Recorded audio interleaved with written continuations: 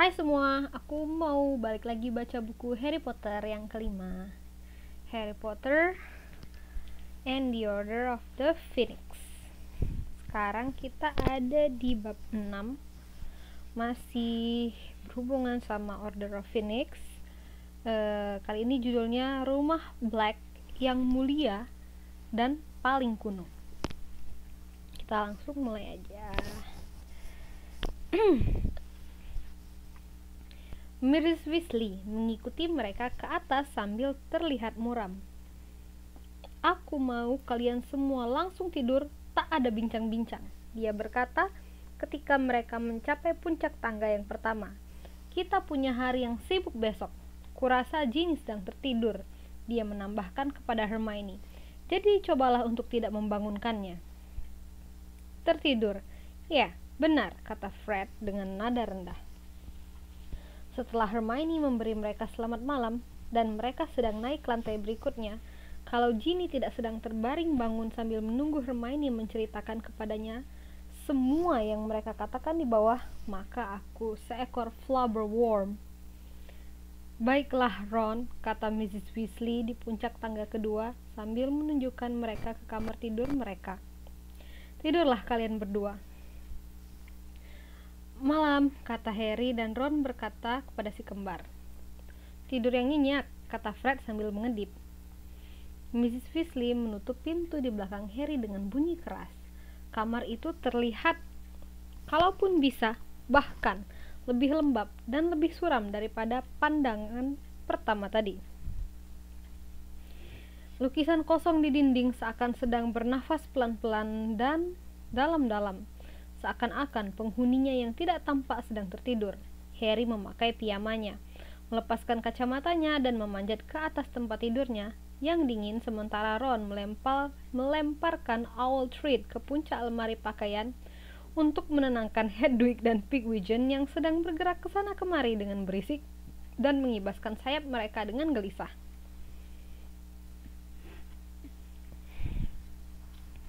Kita tidak bisa membiarkan mereka keluar berburu setiap malam, Ron menjelaskan selagi dia memakai piyama merah marunnya. Dumbledore tidak ingin terlalu banyak burung hantu berkeliaran di sekitar alun-alun ini. Dipikirnya itu akan terlihat mencurigakan. Oh iya, aku lupa. Dia menyeberangi ruangan dan menguncinya. Kenapa kau lakukan itu? Creature, kata Ron sambil memadamkan lampu. Malam pertama aku di sini, dia datang keluyuran ke sini pukul 3 pagi. Percayalah, kau tak akan mau terbangun dan menemukannya berkeliaran di dalam kamarmu. Lagi pula, dia naik ke tempat tidurnya, masuk ke bawah selimutnya dan berpaling kepada Harry dalam kegelapan. Harry bisa melihat garis tubuhnya dalam cahaya bulan yang merembas masuk dari jendela yang kusam. Bagaimana menurutmu? Harry tidak perlu bertanya apa yang dimaksud Ron. Well, mereka tidak memberitahu kita banyak yang belum kita tebak, bukan begitu? Dia berkata sambil memikirkan semua yang telah diperbincangkan di bawah. Maksudku, semua yang mereka katakan hanyalah bahwa Order sedang mencoba menghentikan orang-orang bergabung dengan Volt. Ada suara nafas tajam dari Ron. The Mort, kata Harry dengan tegas. Kapan kau akan mulai menggunakan namanya? Sirius dan Lupin begitu. Ron mengabaikan komentar terakhir itu. Iya, kau benar, katanya. Kita sudah tahu hampir semua yang mereka beritahukan kepada kita, dari penggunaan telinga yang dapat dipanjangkan. Satu-satunya yang baru adalah crack. Aduh, rendahkan suaramu, Ron, atau Mam akan kembali ke sini. Kalian berdua baru saja berepret di atas lututku. Ya, well, lebih sulit melakukannya dalam gelap. Harry melihat garis samar Fred dan George melompat turun dari tempat tidur Ron. Ada deritan per tempat tidur dan kasur Harry turun beberapa inci ketika George duduk di dekat kakinya. Jadi sudah sampai di sana, kata George dengan semangat. Senjata yang disebut Sirius, kata Harry. Lebih tepatnya tercetus, kata Fred dengan seenak hatinya. Sekarang dia duduk di sebelah Ron. Kami tidak mendengar mengenai itu pada telinga, benar kan? Menurut kalian, apa itu? Kata Harry. Bisa apapun, kata Fred. Tapi tidak ada yang lebih buruk daripada kutukan Avada Kedavra, kan? Kata Ron. Apa yang lebih buruk dari kematian? Mungkin sesuatu yang dapat membunuh banyak orang seketika, usul George. Mungkin sesuatu cara membunuh orang yang benar-benar menyakitkan, kata Ron dengan takut. Dia punya kerutukan Cruciatus untuk menimbulkan rasa sakit, kata Harry. Dia tidak butuh apapun yang lebih efisien dari itu. Ada keheningan sejenak, dan Harry tahu bahwa yang lainnya, seperti dirinya, sedang mengira-ngira kengerian apa yang dapat disebabkan oleh senjata ini. Jadi menurutmu siapa yang memilikinya sekarang? Tanya George. Kuharap dari sisi kita, kata Ron terdengar sedikit gugup. Kalau benar Dumbledore mungkin sedang menyimpannya, kata Fred. Di mana? Kata Ron dengan cepat. Hogwarts. Pasti di sana, kata George. Di sanalah dia menyembunyikan batu bertuah. Akan tetapi sebuah senjata akan jauh lebih besar daripada batu itu, kata Ron. Belum tentu, kata Fred. Ya, ukuran bukan jaminan kekuatan, kata George. Lihat saja Ginny. Apa maksudmu, kata Harry. Kau belum pernah menerima salah satu guna-guna hantu kelelawarnya, kan? Shh, kata Fred, setengah bangkit dari tempat tidur. Dengar. Mereka terdiam. Langkah-langkah kaki datang menaiki tangga. Mam, kata George, dan tanpa penundaan lagi, ada suara krek keras, dan Harry merasakan berat menghilang dari ujung tempat tidurnya. Beberapa detik kemudian, mereka mendengar papan lantai menderit di luar pintu mereka. Mrs. Weasley jelas sedang mendengarkan untuk memeriksa apakah mereka sedang berbicara. Hedwig dan Pigwidgeon beruhu dengan muram. Papan lantai berderit lagi dan mereka mendengarnya menuju lantai atas untuk mengecek Fred dan George. Dia tidak mempercayai kami semua, kau tahu, kata Ron dengan menyesal. Harry yakin dia tidak akan bisa tidur. Malam itu begitu penuh hal-hal untuk dipikirkan, sehingga dia sepenuhnya berharap akan terbaring bangun selama beberapa jam sambil memikirkan semuanya. Dia ingin terus berbincang dengan Ron, tetapi Mrs. Weasley sekarang sedang berderit ke bawah lagi. Dan segera setelah dia pergi, Harry mendengar dengan jelas yang lainnya sedang menuju ke atas. Bahkan makhluk berkaki banyak sedang berlari dengan lembut ke atas dan ke bawah di luar pintu kamar tidur. Hagrid, si guru pemeliharaan satwa gaib, sedang berkata, "Mereka indah, bukan begitu, Harry? Kita akan mempelajari senjata-senjata pada semester ini." Dan Harry melihat bahwa makhluk-makhluk itu berkepala meriam dan sedang berputar untuk menghadapnya. Dia menunduk. Hal berikutnya yang dia tahu, dia tergulung menjadi bola hangat di bawah pakaian tidurnya, dan suara keras George mengisi kamar itu. Mam bilang bangun, sarapan kalian ada di dapur, dan kemudian dia perlu kalian di ruang duduk. Ada lebih banyak doksi daripada yang diperkirakan, dan dia menemukan sarang Puffskein mati di bawah sofa. Setengah jam kemudian, Harry dan Ron yang telah berpakaian dan makan pagi dengan cepat masuk ruang duduk, sebuah ruangan panjang berlangit-langit tinggi di lantai pertama dengan dinding-dinding hijau zaitun yang ditutupi permadani-permadani dinding yang kotor. Karpet mengeluarkan awan debu kecil setiap kali seseorang menaruh kaki di atasnya, dan tirai-tirai beludru panjang berwarna hijau lumut berdengung seakan-akan dipenuhi lebah yang tidak tampak. Di sekitar tirai-tirai inilah Mrs. Weasley, Hermione, Ginny, Fred, dan George berkumpul. Semuanya tampak aneh karena memakai sepotong kain yang diikatkan menutupi hidung dan mulut mereka.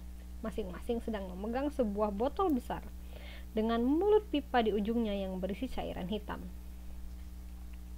"Tutupi wajah kalian dan ambil penyemprot," Mrs. Weasley berkata kepada Harry dan Ron saat dia melihat mereka, sambil menunjuk kepada dua lagi botol cairan hitam yang terletak di sebuah meja berkaki kurs panjang. "Itu Doxycyde. Aku belum pernah melihat hama separah ini. Apa yang telah dilakukan peri rumah itu selama 10 tahun belakangan ini?" Wajah Hermione setengah tertutupi oleh sebuah tudung teh, tetapi Harry dengan jelas melihatnya memberi Mrs. Weasley pandangan mencela. "Creature sangat tua, dia mungkin tidak bisa." "Kau akan terkejut apa yang bisa dilakukan Creature kalau dia mau, Hermione," kata Sirius, yang baru saja memasuki ruangan itu sambil membawa sebuah kantong bernoda darah yang tampaknya berisi tikus-tikus mati. "Aku baru saja memberi makan Buckbeak," dia menambahkan, sebagai jawaban atas pandangan bertanya Harry. "Aku memeliharanya di atas di kamar tidur ibuku." Bagaimanapun meja tulis ini, dia menjatuhkan kantong berisi tikus itu ke sebuah kursi berlengan, lalu membungkuk untuk memeriksa lemari terkunci yang Harry sekarang memperhatikan untuk pertama kalinya sedang bergetar sedikit. "Well, Molly, aku cukup yakin ini Bogart," kata Sirius sambil mengintip lewat lubang kunci. "Tapi mungkin kita harus membiarkan Mad Eye memeriksanya sejenak sebelum kita mengeluarkannya. Kalau kenal ibuku, bisa saja sesuatu yang jauh lebih buruk." "Benar katamu, Sirius," kata Mrs. Weasley. Mereka berdua berbicara dengan suara sopan dan ringan yang memberitahu Harry dengan jelas bahwa keduanya belum melupakan perseteruan malam sebelumnya. Sebuah suara deringan yang keras datang dari bawah, diikuti segera oleh hiruk-pikuk jeritan dan raungan yang dipicu malam sebelumnya oleh Tonks yang menjatuhkan tempat payung. "Aku terus memberitahu mereka jangan membunyikan bel pintu," kata Sirius dengan putus asa sambil bergegas keluar ruangan. Mereka mendengarnya berderap menuruni tangga selagi pekikan Mrs. Black menggema di seluruh rumah sekali lagi. "Noda-noda aib, keturunan campuran yang kotor, pengkhianat darah, anak-anak sampah. Tolong tutup pintunya, Harry," kata Mrs. Weasley. Harry mengambil waktu selama yang dia bisa untuk menutup pintu ruang duduk itu. Dia ingin mendengar apa yang sedang berlangsung di bawah. Sirius jelas telah berhasil menutup tirai menutupi potret ibunya karena dia telah berhenti menjerit. Dia mendengar Sirius berjalan sepanjang aula, lalu gemerincing lantai di pintu depan, dan kemudian sebuah suara yang dia kenali sebagai Kingsley Shacklebolt yang sedang berkata, "Hestia baru saja menggantikanku. Jadi dia pegang jubah Moody sekarang. Kukira aku akan meninggalkan laporan untuk Dumbledore." Merasakan mata Mrs. Weasley di belakang kepalanya, Harry menutup pintu ruang duduk dengan perasaan menyesal dan bergabung kembali ke pesta doksi. Mrs. Weasley sedang membungkuk dan memeriksa halaman mengenai doksi dalam penuntunan hama rumah tangga Gilderoy Lockhart yang tergeletak terbuka di sofa. "Benar, kalian harus berhati-hati karena doksi menggigit dan gigi-gigi mereka beracun. Aku punya sebotol penawar di sini, tapi aku lebih suka kalau tidak ada yang membutuhkannya." Dia bangkit, menempatkan dirinya ke depan gorden, dan memberi isyarat kepada mereka untuk maju. "Sewaktu kusuruh, segera mulai menyemprot," katanya. "Mereka akan terbang mendatangi kita, kukira, tetapi di penyemprot ini dikatakan satu percikan yang jitu akan melumpuhkan mereka. Ketika mereka lumpuh, lemparkan saja ke dalam ember ini." Dia melangkah dengan hati-hati keluar dari garis penembakan mereka dan mengangkat alat penyemprotnya sendiri. "Baiklah, semprot!" Harry baru saja menyemprot selama beberapa detik ketika seekor doksi dewasa datang membumbung keluar dari lipatan bahan. Sayapnya yang berkilap seperti kumbang berdesing, gigi-gigi kecil yang setajam jarum tampak jelas. Tubuhnya yang seperti peri ditutupi oleh rambut hitam tebal, dan keempat tinju yang kecil mengepal karena marah. Harry mengenai di bagian muka dengan doksi side. Dia membeku di udara dan terjatuh dengan suara tung yang keras dan karpet usang di bawah. Harry memungutnya dan melemparkannya ke dalam ember. "Fred, apa yang kau lakukan?" kata Mrs. Weasley dengan tajam. "Semprot seketika dan buang itu." Harry memandang ke sekitar. Fred sedang memegang seekor doksi yang melawan di antara jari telunjuk dan jempolnya. "Baiklah," Fred berkata dengan cerah sambil menyemprot doksi itu dengan cepat di bagian muka sehingga dia pingsan. Tetapi begitu punggung Mrs. Weasley dibalikan, dia mengantonginya dengan sebuah kedipan. "Kami ingin bereksperimen dengan bisa doksi untuk kotak makanan pembolos kami," George memberitahu Harry dengan suara rendah. Sambil menyemprot dua doksi dengan sekali semprot ketika mereka membumbung langsung ke hidungnya, Harry bergerak lebih dekat ke George dan bergumam dari sudut mulutnya, "Apa itu kotak makanan pembolos?" "Pilihan permen untuk membuatmu sakit," George berbisik, sambil memandang punggung Mrs. Weasley yang dengan waspada. "Bukan benar-benar sakit, tahu, hanya cukup sakit untuk keluar dari kelas kalau kau mau. Fred dan aku telah mengembangkannya sepanjang musim panas ini. Permen-permen ini berujung ganda, diberi kode warna dan bisa dikunyah. Kalau kau makan bagian yang jingga dari pestil muntah, kau akan muntah. Nah, saat kau telah didorong keluar dari pelajaran ke sayap rumah sakit, kau telan bagian yang ungu, yang memulihkan kesehatanmu, memungkinkanmu mengejar kegiatan luang pilihanmu sendiri selama 1 jam yang seharusnya terbuang untuk kebosanan yang tidak menguntungkan. Itu yang kami taruh di iklannya, bisik Fred yang telah menepi dari pandangan Mrs. Weasley dan sekarang sedang menyapu beberapa doksi dari lantai dan menambahkan mereka ke dalam kantongnya. Tapi mereka masih perlu sedikit kerja. Saat ini, para penguji kami masih mengalami kesulitan menghentikan diri mereka muntah cukup lama untuk menelan ujung ungu. Para penguji? Kami sendiri, kata Fred. Kami memakannya bergantian. George makan manisan pingsan. Kami berdua mencoba gula-gula mimisan. Mam mengira kami habis berduel, kata George. Kalau begitu toko lelucon aja masih jalan, Harry bergumam sambil berpura-pura menyesuaikan ujung penyemprot pada semprotannya. Well, kami masih belum berkesempatan untuk mendapatkan tempat usaha, kata Fred sambil menurunkan suaranya lebih rendah lagi ketika Mrs. Weasley menyeka alis dengan scarf-nya sebelum melanjutkan penyerangan. Jadi saat ini kami menjalankannya sebagai usaha pesanan lewat pos.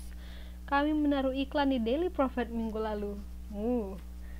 Online shop cikal bakal. Semua berkat kau sobat, kata George. Tapi jangan khawatir, Mam tidak tahu sedikit pun. Dia tidak baca Daily Prophet lagi karena menceritakan berita-berita bohong mengenaimu dan Dumbledore. Harry nyengir. Dia telah memaksa si kembar Weasley mengambil hadiah uang 1000 galleon yang telah dimenangkannya dalam turnamen Triwizard untuk membantu mereka mewujudkan ambisi mereka untuk membuat sebuah toko lelucon. Tapi dia masih senang mengetahui bahwa bagiannya dalam memajukan rencana mereka belum diketahui oleh Mrs. Weasley. Dia tidak berpikir menjalankan sebuah toko lelucon merupakan karir yang pantas bagi dua anaknya. Penghilangan doksi dari tirai-tirai berlangsung sepanjang pagi. Sudah lewat tengah hari ketika Mrs. Weasley akhirnya melepaskan scarf pelindungnya, terhenyak ke kursi berlengan dan melompat bangkit lagi dengan jeritan jijik karena telah menduduki kantung tikus mati. Tirai-tirai tidak lagi berdesing, mereka bergantung lemas dan lembab dari penyemprotan habis-habisan. Di kaki mereka terletak doksi-doksi tidak sadar yang terjejal dalam ember di samping semangkuk telur hitam mereka yang sedang diendus si Crookshanks, dan Fred dan George sedang saling memandang dengan pandangan tamak. Kukira kita akan mengerjakan yang itu sehabis makan siang. Mrs. Weasley menunjuk kepada lemari-lemari berpintu kaca yang berdebu yang terletak di kedua sisi rak perapian. Lemari-lemari itu penuh dengan aneka benda aneh, pilihan belati, berkarat, cakar, kulit ular yang bergulung, sejumlah kotak perak pudar yang diberi tulisan dalam bahasa yang tidak dapat dimengerti Harry, dan yang paling tidak menyenangkan dari semuanya, sebuah botol kristal berhias dengan sebuah batu opal besar yang ditempatkan pada penutupnya penuh dengan apa yang Harry yakini sebagai darah. Bel pintu yang berkelontang berbunyi lagi. Semua orang memandang kepada Mrs. Weasley. Tetap di sini, dia berkata dengan tegas sambil menyabar kantong tikus itu selagi pekikan Mrs. Black mulai lagi di bawah. Aku akan membawakan beberapa roti isi. Dia meninggalkan ruangan, menutup pintu dengan hati-hati di belakangnya. Seketika semua orang menyerbu ke jendela untuk melihat ke bawah ambang pintu. Mereka bisa melihat puncak dari sebuah kepala merah kekuningan yang tidak terurus dan setumpuk kuali yang keseimbangannya sangat genting. Mendangges, kata Hermione. Untuk apa dia membawa kuali-kuali itu? Mungkin mencari tempat yang aman untuk menyimpannya, kata Harry. Bukankah itu yang dilakukan? Pada malam dia seharusnya mengekoriku, mengambil kuali-kuali itu. Ya, kau benar, kata Fred ketika pintu depan terbuka. Mendangges menyeret kuali-kualinya melalui pintu dan menghilang dari pandangan. Ya ampun, Mam tidak akan menyukainya. Dia dan George menyeberang ke pintu dan berdiri di sampingnya sambil mendengarkan dengan seksama jeritan Mrs. Black telah berhenti. Mendangges sedang berbicara dengan Sirius dan Kingsley, Fred bergumam sambil merenggut penuh konsentrasi. Tidak bisa dengar dengan jelas. Menurutmu kita bisa mengambil resiko dengan telinga yang dapat dipanjangkan? Mungkin berharga, kata George. Aku bisa menyelinap ke atas dan mengambil sepasang. Tetapi pada saat itu juga, suara ledakan dari bawah yang membuat telinga yang dapat dipanjangkan tidak diperlukan lagi. Mereka semua dapat mendengar dengan jelas apa yang diteriakkan Mrs. Weasley pada puncak suaranya. Kita tidak menjalankan rumah persembunyian untuk barang-barang curian. Aku suka mendengar Mum berteriak kepada orang lain, kata Fred dengan senyuman kepuasan di wajahnya ketika dia membuka pintu sekitar 1 inci untuk membiarkan suara Mrs. Weasley memasuki ruangan itu dengan lebih baik. Benar-benar perubahan yang sangat baik. Benar-benar tidak bertanggung jawab. Seakan-akan kita belum punya cukup masalah untuk dikhawatirkan tanpa kau menyeret kuali-kuali curian ke dalam rumah. Para idiot itu membiarkannya berlarut-larut, kata George sambil menggelengkan kepalanya. Kau harus mengalihkannya dari awal, kalau tidak dia akan menambah kekuatan dan berteriak terus selama berjam-jam. Dan dia sudah sangat ingin memarahi Mandangus sejak dia menyelinap pergi sewaktu seharusnya mengikutimu, Harry, dan ibunya serius mulai lagi. Suara Mrs. Weasley tertelan oleh jeritan dan pekikan baru yang datang dari potret-potret di aula. George bergerak menutup pintu untuk menenggelamkan keributan itu, tetapi sebelum dia bisa melakukannya, seorang peri rumah memasuki ruangan itu. Kecuali kain rombengan kotor yang diikat seperti cawat di sekitar bagian tengahnya, dia benar-benar telanjang. Kelihatannya sangat tua. Kulitnya terlihat beberapa kali lebih besar daripadanya, dan walaupun dia botak seperti semua peri-peri rumah, ada sejumlah rambut putih yang tumbuh mencuat dari telinga besarnya yang seperti telinga kelelawar.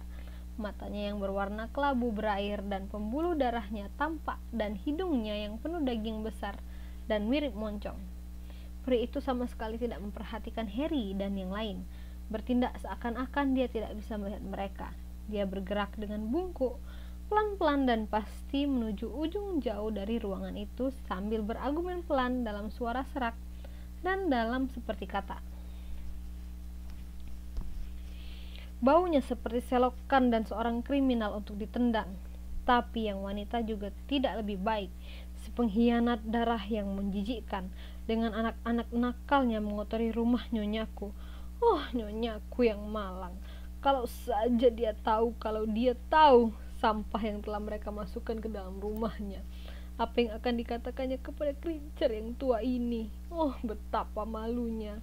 Darah lumpur, manusia serigala, pengkhianat dan pencuri. Kreacher tua yang malang, apa yang bisa dilakukannya? Halo Kreacher, kata Fred dengan sangat keras sambil menutup pintu dengan sekali banting. Peri rumah itu membeku di tempat, berhenti bergumam, dan mengeluarkan suara terkejut yang sangat dibuat-buat dan sangat tidak meyakinkan. Kreacher tidak melihat tuan muda, katanya sambil berpaling dan membungkuk kepada Fred. Masih menghadap karpet, dia menambahkan dengan jelas, anak nakal menjijikkan dari seorang darah pengkhianat. Maaf, kata George, tidak dengar yang terakhir itu. Kreacher tidak apa-apa, kata si peri rumah dengan membungkuk kedua kali kepada George sambil menambahkan dengan suara rendah yang jelas. Dan itu kembarannya, bangsat-bangsat kecil yang tidak alami mereka itu. Harry tidak tahu apakah harus tertawa atau tidak. Peri rumah itu meluruskan dirinya sambil mengintai mereka semua dengan bengis, dan tampaknya yakin bahwa mereka tidak bisa mendengarnya ketika dia terus bergumam. Dan itu si darah lumpur berdiri di sana sehebat kuningan. Kalau nyonyaku tahu, bagaimana dia akan menangis. Dan ada anak baru, Kreacher tidak tahu namanya. Apa yang sedang dia lakukan di sini? Kreacher tidak tahu. Ini Harry, Kreacher, kata Hermione. Harry Potter. Mata pucat Kreacher melebar dan dia bergumam lebih cepat dan lebih marah dari sebelumnya. Si darah lumpur berbicara kepada Kreacher seolah-olah dia temanku. Kalau Nyonya Kreacher melihatnya bersama orang seperti itu, apa yang akan dikatakannya? Jangan sebut dia darah lumpur, kata Ron dan Ginny bersama-sama dengan sangat marah. Tidak masalah, Hermione berbisik. Dia tidak dalam pikiran sehatnya. Dia tidak tahu apa yang dia... Jangan bodohi dirimu, Hermione. Dia tahu persis apa yang dia katakan, kata Fred sambil memandang Kreacher dengan rasa tidak suka. Kreacher masih bergumam, matanya memandang Harry. Benarkah itu? Benar Harry Potter. Kreacher bisa melihat bekas lukanya. Pastilah benar. Itu anak yang menghentikan Pangeran Kegelapan. Kreacher bertanya-tanya bagaimana dia melakukannya. Bukankah kita semua begitu, Kreacher? Apa yang kau inginkan? George bertanya. Mata besar Kreacher beralih kepada George. Kreacher sedang bersih-bersih, dia mengelak. Cerita yang mungkin sekali, kata sebuah suara di belakang Harry. Sirius telah kembali. Dia sedang menatap tajam kepada peri itu dari ambang pintu. Keributan di aula telah reda. Mungkin Mrs. Weasley dan Mendangus telah memindahkan perseturan mereka ke bawah dapur. Ketika melihat Sirius, Kreacher membungkukkan dirinya rendah sekali sehingga hidungnya yang mirip moncong rata ke lantai. Berdiri tegak, kata Sirius dengan tidak sabar. Sekarang apa yang sedang kau rencanakan? Kreacher sedang bersih-bersih. Peri rumah itu mengulangi. Kreacher hidup untuk melayani rumah Black yang mulia. Dan semakin kelam saja setiap harinya sehingga jadi sangat kotor, kata Sirius. Tuan selalu suka lelucon kecilnya, kata Kreacher sambil membungkuk lagi dan meneruskan dengan suara rendah. Tuan adalah babi, tidak tahu berterima kasih yang menjijikkan dan meremukkan hati ibunya. Ibuku tidak punya hati, Kreacher, sambar Sirius. Dia bertahan hidup semata-mata dengan rasa dengki. Kreacher membungkuk lagi ketika dia berkata, apapun yang Tuan katakan, dia bergumam dengan marah. Tuan tidak pantas menyeka lendir dari sepatu buat ibunya. Oh, nyonyaku yang malang, apa yang akan dikatakannya kalau dia melihat Kreacher melayaninya? Bagaimana dia membencinya? Betapa mengecewakan dirinya. Kutanya kau apa yang sedang kau rencanakan, kata Sirius dengan dingin. Tiap kali kau muncul sambil berpura-pura bersih-bersih, kau menyelinapkan sesuatu ke kamarmu, sehingga kami tidak bisa membuangnya. Kreacher tidak akan memindahkan apapun dari tempat yang seharusnya dalam rumah Tuan, kata peri rumah itu. Ia bergumam dengan sangat cepat. Nyonya tidak akan pernah memaafkan Kreacher kalau permadani dinding itu dibuang. Sudah berada dalam keluarga selama 7 abad. Kreacher harus menyelamatkannya. Kreacher tidak akan membiarkan Tuan dan para pengkhianat darah dan anak-anak nakal itu menghancurkannya. Kukira juga mungkin itu, kata Sirius sambil memberi pandangan menghina pada dinding di seberang. Dia pasti telah menempelkan mantra lekat permanen lagi ke bagian belakangnya. Aku tidak ragu, tetapi kalau bisa kuhilangkan, pasti akan kulakukan. Sekarang pergilah, Kreacher. Tampaknya Kreacher tidak berani tidak mematuhi perintah langsung. Walaupun begitu, pandangan yang diberikannya kepada Sirius ketika dia bergerak melewatinya penuh dengan kebencian yang amat sangat, dan dia bergumam sepanjang jalan keluar dari ruangan itu. Pulang dari Azkaban sambil menyuruh-nyuruh Kreacher. Nyonyaku yang malang. Apa yang akan dikatakannya kalau dia melihat rumah ini sekarang? Sampah tinggal di dalamnya. Barang-barang berharganya dibuang. Nyonya bersumpah dia bukan anaknya. Dan dia sudah kembali. Mereka juga bilang dia pembunuh. Terus menggerutu dan aku akan jadi pembunuh, kata Sirius dengan jengkel selagi dia membanting pintu menutup. Sirius, dia tidak menyadari perbuatannya, Hermione memohon. Kukira dia tidak sadar bahwa kita mendengarnya.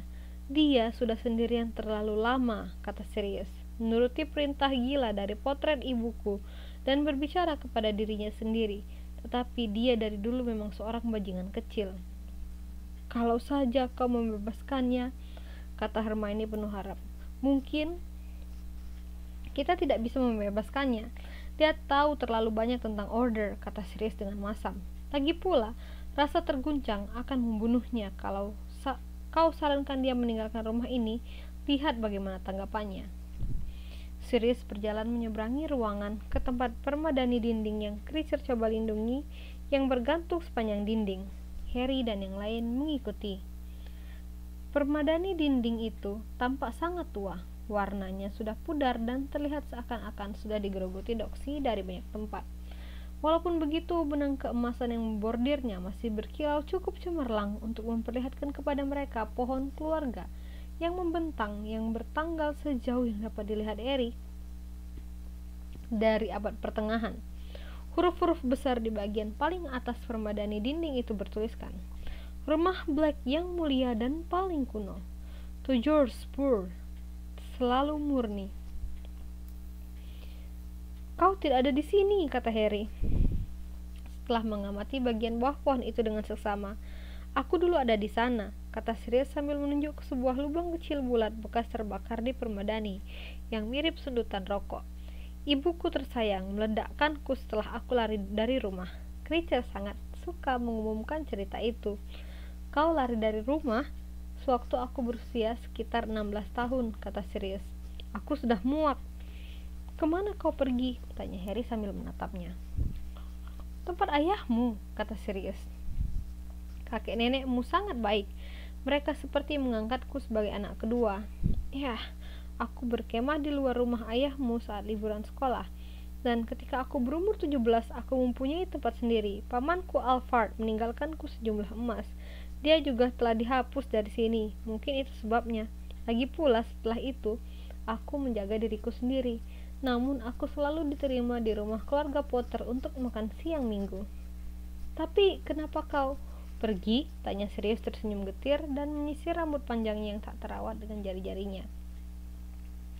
"Karena aku benci mereka semua. Orang tuaku, dengan mania darah murni mereka, yakin bahwa menjadi seorang Black membuatmu berdarah biru.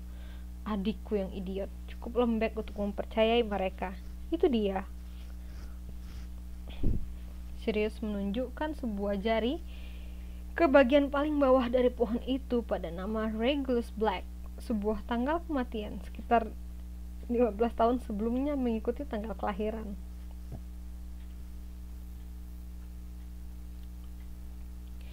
"Dia lebih muda dariku," kata Sirius, "dan merupakan anak yang baik, seperti yang selalu diingatkan kepadaku." "Tapi dia meninggal," kata Harry. "Yah," kata Sirius, "idiot bodoh. Dia bergabung dengan para pelahap maut."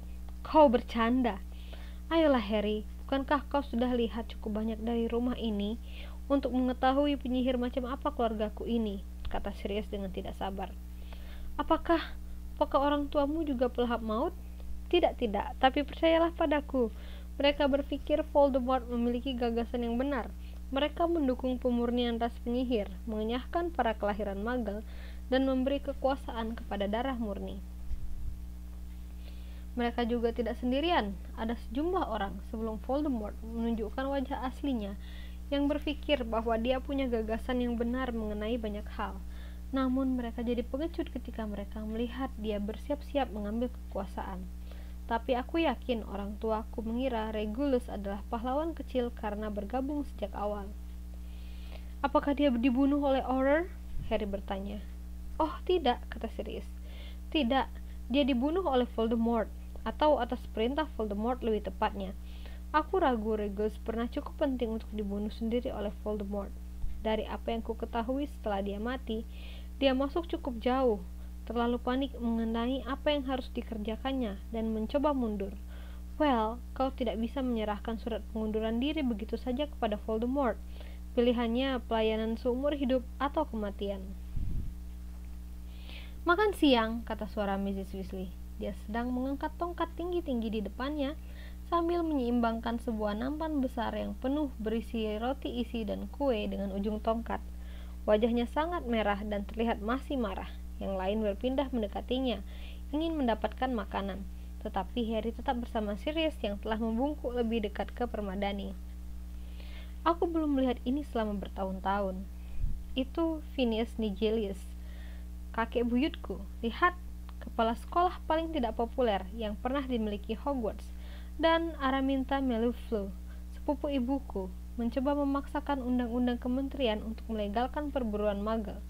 Dan Bibi Eladora, sayang, dia memulai tradisi keluarga memenggal kepala peri rumah ketika mereka terlalu tua untuk membawa nampan teh.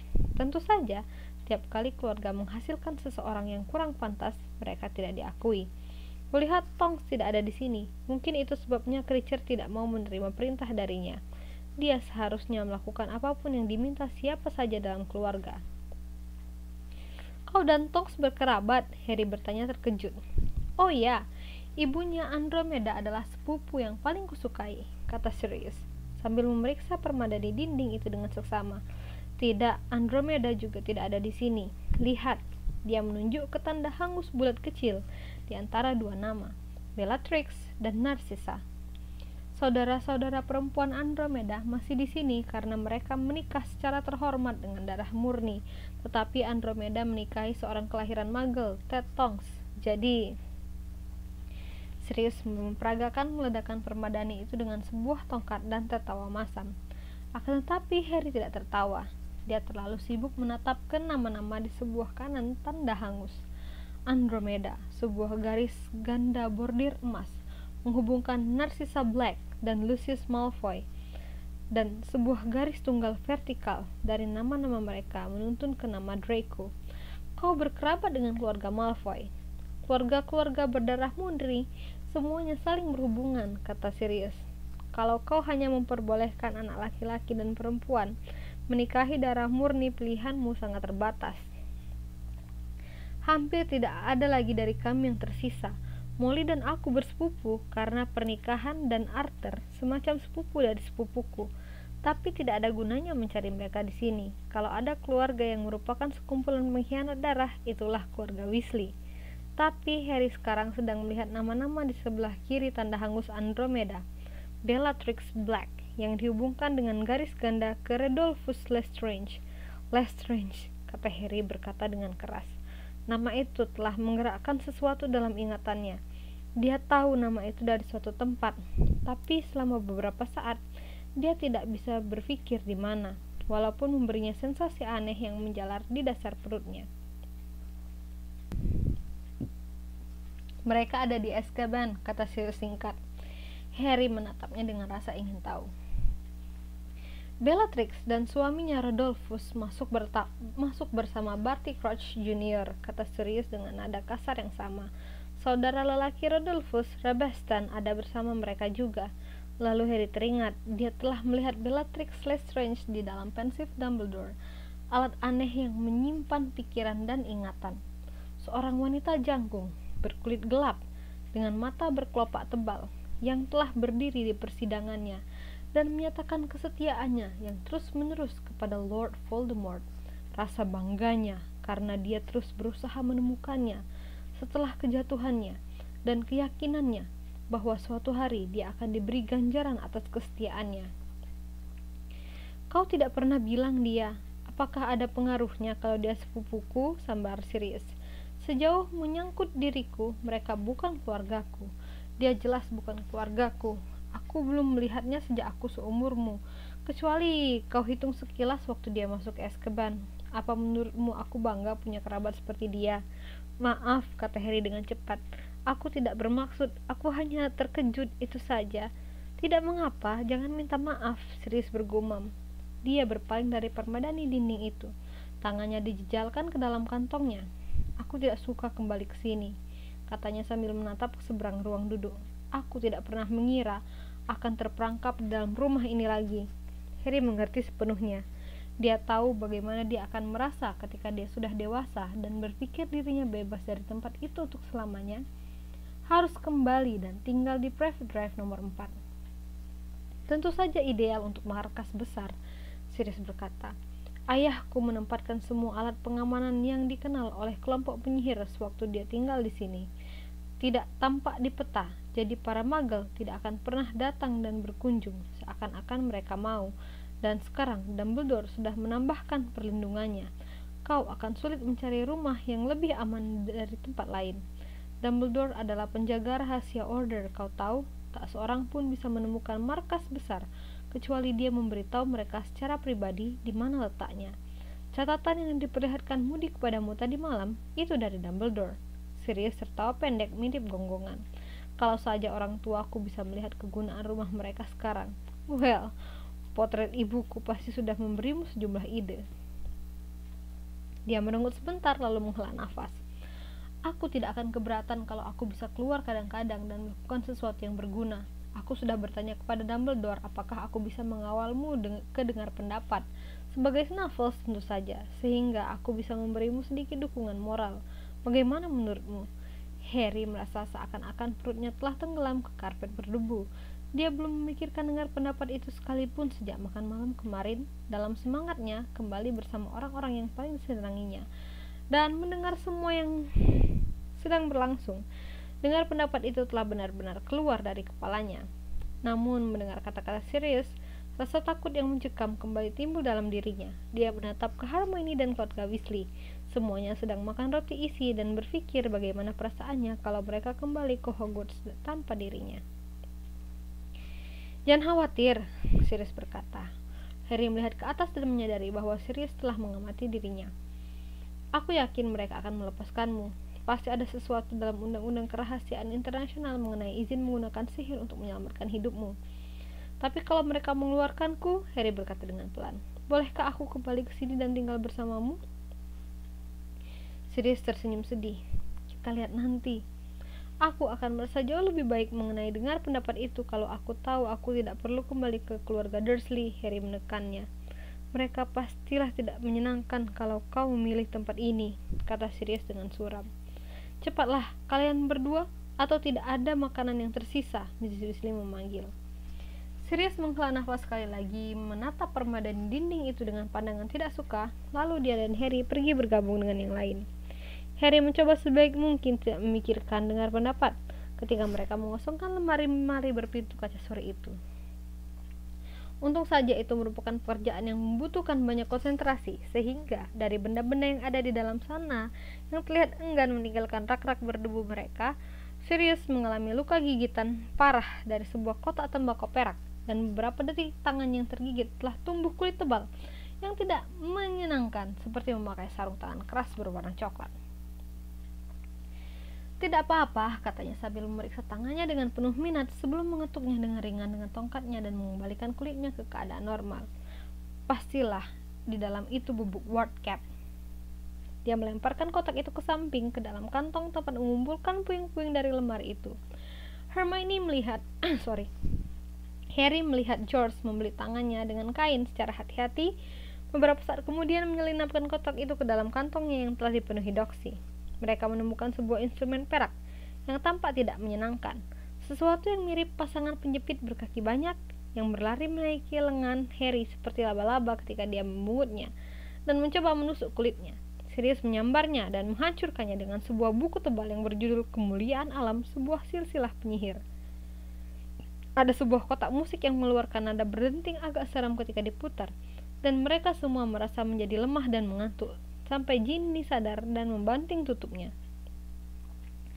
Sebuah leontin berat yang tidak bisa mereka buka, sejumlah cap kuno, dan dalam kotak berdebu, sebuah Order of Merlin kelas pertama yang telah diserahkan kepada kakek Sirius untuk jasa-jasa bagi kementerian. Maksudnya dia memberi mereka banyak emas, kata Sirius dengan menghina sambil melemparkan medali itu ke dalam kantong sampah. Beberapa kali Kreacher memasuki ruangan dan mencoba menyelundupkan barang-barang di bawah cawatnya, sambil mengumandangkan kutukan-kutukan mengerikan setiap kali mereka menangkap basahnya. Ketika Sirius merebut sebuah cincin keemasan besar yang memiliki lambang keluarga Black dari pegangannya, Kreacher bahkan menangis marah dan meninggalkan ruangan terseduh-seduh dan memanggil Sirius dengan nama-nama yang belum pernah didengar Harry. Itu milik ayahku, kata Sirius sambil melempar cincin itu ke dalam kantong. Kreacher tidak begitu setia kepadanya seperti kepada ibuku, tapi aku masih saja menangkapnya sedang mencuri sepotong celana tua ayahku minggu lalu.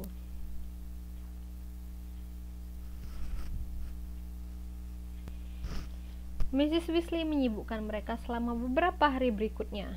Ruang duduk perlu 3 hari untuk disuci-hamakan.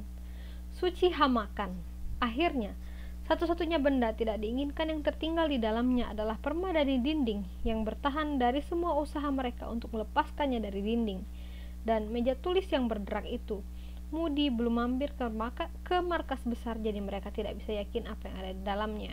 Mereka pindah dari ruang duduk ke sebuah ruang makan di lantai dasar, di mana mereka menemukan laba-laba sebesar tatakan cangkir yang bersembunyi di dalam lemari. Ron meninggalkan ruangan dengan tergesa-gesa. untuk membuat secangkir teh yang tidak kembali selama 1,5 jam. Barang-barang pecah belahnya yang memiliki lambang keluarga dan moto Black semuanya dibuang ke dalam kantong oleh Sirius, dan nasib yang sama menimpa serangkaian foto-foto tua dalam bingkai-bingkai perak ternoda yang semua penghuninya mendengking dengan nyaring ketika kaca-kaca yang menutupi mereka pecah. Snape mungkin menyebut pekerjaan mereka membersihkan, tetapi menurut pendapat Harry, mereka sebenarnya sedang berperang melawan rumah itu yang memberikan perlawanan cukup hebat dibantu dan disetujui oleh Kreacher. Peri rumah itu terus dimanapun mereka berkelompok, gerutuannya menjadi semakin menghina lagi. Dia berusaha memindahkan apapun yang bisa dilakukannya dari tempat sampah. Sirius bahkan sampai mengancamnya dengan pakaian, tetapi Kreacher memberinya tatapan berair dan berkata, "Tuhan harus melakukan yang Tuhan inginkan," sebelum berpaling dan menggerutu dengan sangat keras. Tapi Tuhan tidak akan menyerahkan Kreacher, tidak, karena Kreacher tahu apa yang sedang mereka rencanakan. Oh iya, dia sedang membuat rencana melawan Pangeran Kegelapan. Iya, dengan darah lumpur ini, dan mengkhianat, dan sampah. Mendengar itu, Sirius mengabaikan protes Hermione, menyambar Kreacher di bagian belakang cawatnya dan melemparkannya keluar dari ruangan itu. Bel pintu berbunyi beberapa kali dalam sehari yang merupakan petunjuk bagi Ibu Sirius untuk mulai memeki lagi, dan bagi Harry dan yang lain untuk mencoba mencuri dengar para pengunjung. Walaupun mereka mengumpulkan sangat sedikit keterangan dari kilasan dan potongan singkat percakapan yang bisa mereka kuping, sebelum Mrs. Weasley menyuruh mereka kembali ke tugas mereka. Snape keluar masuk rumah itu beberapa kali lagi, walaupun yang membuat Harry lega, mereka belum pernah bertatap muka. Harry juga melihat guru transfigurasinya, Profesor McGonagall, terlihat sangat aneh dalam baju dan mantel magel. Dan dia juga terlihat terlalu sibuk untuk berlama-lama. Akan tetapi, kadang-kadang para pengunjung tinggal untuk membantu. Tonks bergabung dengan mereka dalam sebuah sore yang penuh kenangan di mana mereka menemukan hantu tua pembunuh yang bersembunyi di toilet atas, dan Lupin yang tinggal di rumah itu bersama Sirius tapi meninggalkannya untuk waktu yang lama untuk melakukan pekerjaan misterius bagi Order, membantu mereka memperbaiki sebuah jam berdiri yang memiliki kebiasaan tidak menyenangkan, yaitu menembakkan baut-baut berat ke orang-orang yang melewatinya, menebus dirinya sedikit dalam mata Mrs. Weasley dengan menyelamatkan Ron dari satu setel jubah ungu kuno yang mencoba mencekiknya ketika dia memindahkannya dari lemari. Walaupun dia masih susah tidur, masih bermimpi mengenai koridor-koridor dan pintu-pintu terkunci yang membuat bekas lukanya perih, Harry berhasil bersenang-senang untuk pertama kalinya sepanjang musim panas itu. Selama dia sibuk, dia gembira. Namun ketika aksinya mereda, kapanpun dia kurang waspada atau berbaring kelelahan di tempat tidur, sambil mengamati bayang-bayang kabut yang bergerak di langit-langit, pikirannya mengenai dengar pendapat kementerian yang membayang kembali kepada dirinya. Rasa takut menerkam bagian dalam tubuhnya seperti jarum ketika dia bertanya-tanya apa yang akan terjadi kepada dirinya kalau dia dikeluarkan. Gagasan itu begitu mengerikan sehingga dia tidak berani mengucapkannya keras-keras, bahkan tidak kepada Ron dan Hermione, yang walaupun dia sering melihat mereka berbisik satu sama lain dan memandang ke arahnya dengan cemas, mengikuti petunjukan dengan tidak menyebut hal itu. Kadang-kadang dia tidak bisa menghalangi imajinasinya memperlihatkan kepada dirinya seorang pejabat kementerian yang tidak berwajah yang sedang mematahkan tongkatnya menjadi dua dan memerintahkannya kembali ke keluarga Dursley. Tapi dia tidak mau pergi. Dia sudah menetapkan dalam hati dia akan kembali ke sini, ke Grimmauld Place, dan tinggal bersama Sirius. Dia merasa seolah-olah sebuah batu bata telah jatuh ke dalam perutnya ketika Mrs. Weasley berpaling kepadanya sewaktu makan malam pada Rabu malam dan berkata dengan pelan, "Aku telah menyetrika baju terbaikmu untuk besok pagi, Harry, dan aku juga mau kau mencuci rambut malam ini. Kesan pertama yang baik bisa membuat keajaiban." Ron, Hermione, Fred, George, dan Ginny semuanya berhenti berbicara dan melihat kepadanya. Harry mengangguk dan mencoba tetap makan, tapi mulutnya telah menjadi begitu kering sehingga dia tidak bisa mengunyah. "Bagaimana aku akan pergi ke sana?" dia bertanya kepada Mrs. Weasley sambil mencoba terdengar tidak khawatir. Arthur akan membawamu ke tempat kerja bersamanya, kata Mrs. Weasley dengan lemah. Mr. Weasley tersenyum menguatkan kepada Harry dari seberang meja. Kau bisa menunggu di kantorku sampai waktunya untuk dengar pendapat, katanya. Harry memandang serius, tapi sebelum dia bisa bertanya, Mrs. Weasley telah menjawab. Profesor Dumbledore mengira bukan ide yang bagus bagi Sirius untuk pergi bersamamu, dan harus kubilang, aku mengira dia benar, kata Sirius melalui gigi-giginya yang dikatupkan. Mrs. Weasley mengerutkan bibirnya. Kapan Dumbledore memberitahumu hal itu? Harry berkata sambil menatap Sirius. Dia datang tadi malam ketika kau masih tidur, kata Mrs. Weasley. Sirius menusuk kentangnya dengan murung. Harry menurunkan pandangannya ke piringnya sendiri. Pikiran bahwa Dumbledore telah berada dalam rumah ini pada malam sebelum dengar pendapatnya dan tidak meminta untuk bertemu dengannya membuat dia merasa kalau mungkin bahkan lebih buruk lagi. And that's the end of the chapter. Wow, panjang banget, hampir 1 jam. Oke, itu dia tadi Harry Potter bab 6. Wow, banyak banget Easter egg kalau bisa didengar ya, kalau kalian perhatiin dari bab ini loh. Oke, sampai ketemu lagi di video selanjutnya. Bye.